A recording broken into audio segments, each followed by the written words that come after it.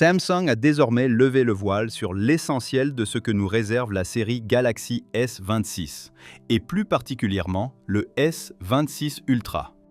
Entre fuites, documents officiels et codes logiciels, 6 nouveautés majeures sont désormais confirmées. Commençons par les accessoires.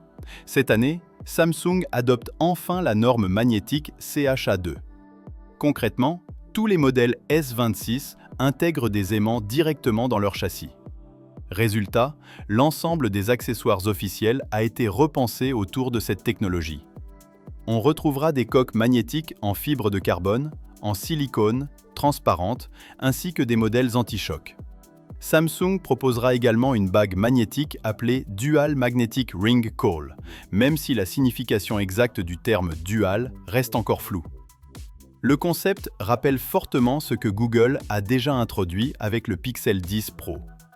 Autre accessoire magnétique notable, une nouvelle batterie externe.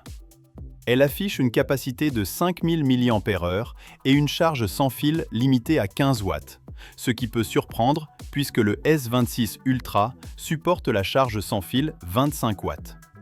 En réalité, Samsung a surtout mis l'accent sur le design. La batterie est creusée pour éviter tout contact avec le module photo, un détail crucial pour éviter d'endommager les capteurs.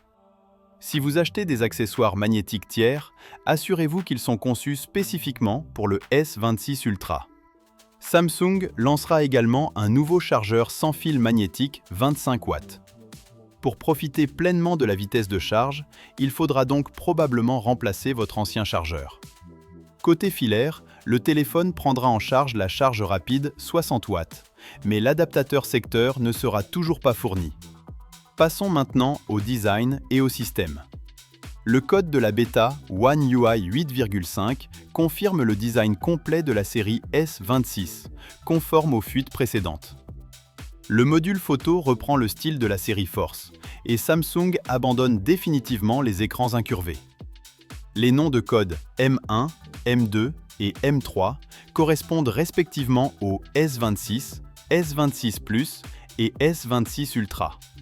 Concernant les performances, les documents de certification de la FCC confirment que toutes les versions du S26 Ultra, y compris à l'international, utiliseront le Snapdragon 8L.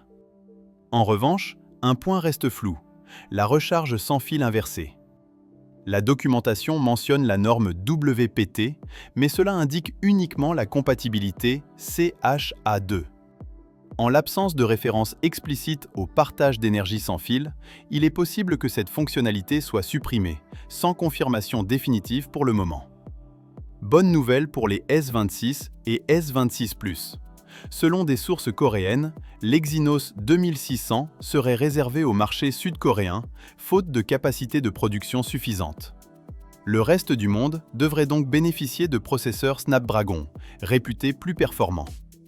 Cela permettrait aussi à Samsung de tester l'Exynos localement avant un éventuel lancement mondial.